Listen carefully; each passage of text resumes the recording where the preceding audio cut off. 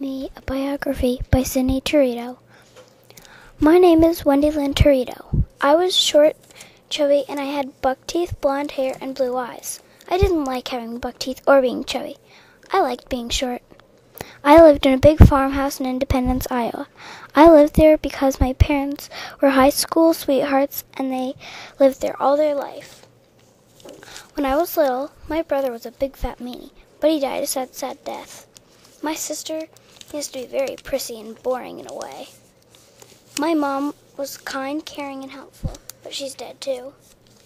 My dad was a quiet man and was always working. My parents taught me to always be myself and don't be a follower.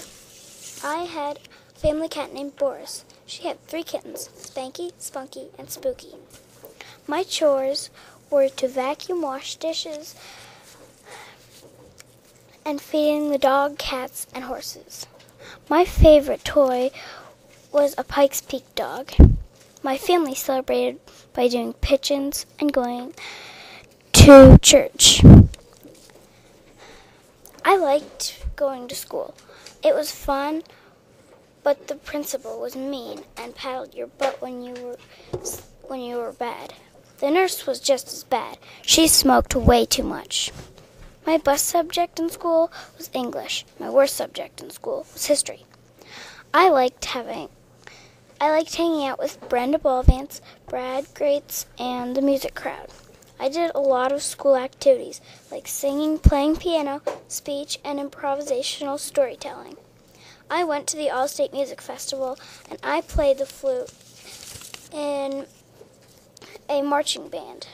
I had hip hugger jeans, big hair, pet rock, slime, smiley faces, Pac-Man games, Atari, Pong, giant earrings, and shoulder pads. When I was little, my brother talked me into rolling headfirst down the stairs. It made me so miserable.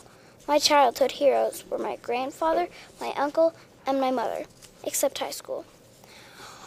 One Thanksgiving when I was 16, we went to my Uncle Mick's house. We usually ate quite a bit, and since I knew this, I decided the day before Thanksgiving that I wasn't going to eat much. This was so I could pig out on Thanksgiving, and I did. I ate so much food I could hardly move. We did what most families would do on Thanksgiving and watched football. We also played hide and seek outside and inside, and volleyball in the corn bin, and we played cards. Not once during this time did I ever feel sick. Of course, when it was time for leftovers, I helped myself to more turkey, stuffing, mashed potatoes, candied yams, cranberry sauce, chocolate dessert, and pumpkin pie. After dinner, we sat down to play Kings in the Corners, and I started to feel funny. I felt like I had a huge gas bubble in my stomach. My stomach felt hot, and my face got sweaty. I tried to play it off like nothing was wrong because I was winning the card game. Pretty soon, I got a pain that was stabbing me in my lower belly. I doubled over and dropped to the ground. My cousins proceeded to laugh at me, mostly because they had no idea what was happening to me. I had no idea what labor pains felt like, but if it felt anything like this, I wasn't so sure about having babies. As I lay on the floor, rolling around on the floor to avoid the pain, my parents worried about me. They loaded me into the car and took me home.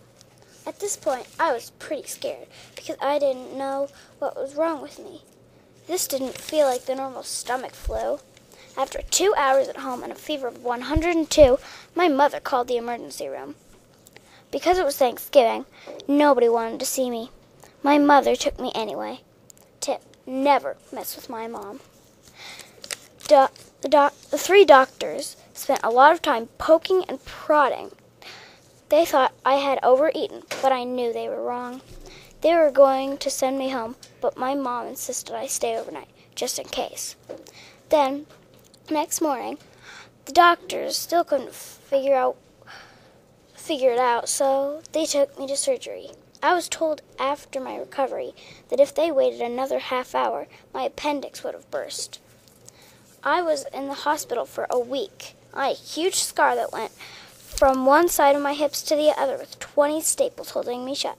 I remember the nurse asking me to cough right after I came out of surgery. I coughed, but it felt like my insides were going to come apart. I had no idea how much coughing would hurt.